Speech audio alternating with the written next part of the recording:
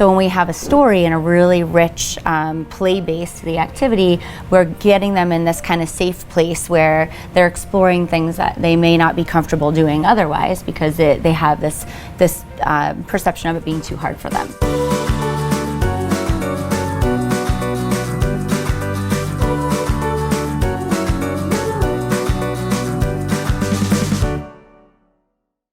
Hey everybody, welcome back to the Flaghouse Sensory Channel. I'm Chris. I'm here this week with Michele Parkins here at Great Kids Place in Rockaway, New Jersey, where we're looking at some great activities that we can do on swings.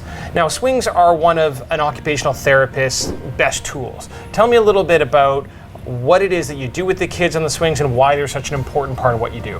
Sure.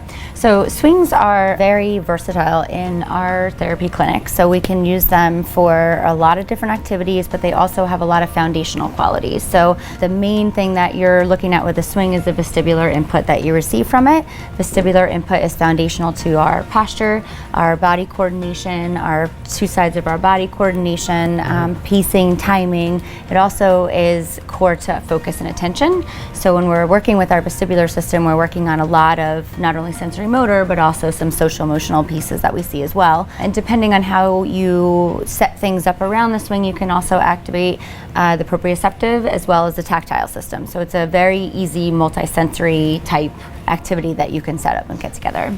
Now, one of the things that Michele has done with Flaghouse is develop this activity kit. It's full of all kinds of different toys and sensory products that really you can use together in some of the games that you've written for us to do a whole bunch of things. So tell me a little bit about the kit and why you chose the products that you did. Sure.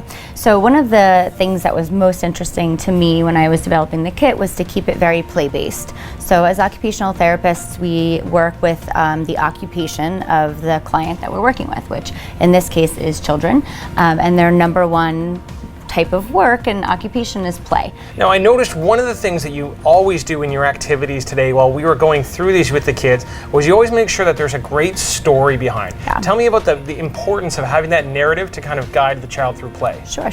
So when you're in play, both as adults and kids actually, we hit a certain engagement state where we become very present in that moment in time. So we're not necessarily focused on maybe, for adults, what we are doing next, what we did yesterday, but for the child, really what type of activity they're doing that may actually not be very fun. It might be a little bit hard for them. So when we have a story and a really rich play base to the activity, we're getting them in this kind of safe place where they're exploring things that they may not be comfortable doing otherwise, because they have this perception of it being too hard for them. So it really helps them to get into the play and into the activity in a more natural way. Fantastic. So a couple of the activities that we did this time, we focused on a lot of, with the critter bean bags, doing things like the animal feeding time, bathing time, water rescue.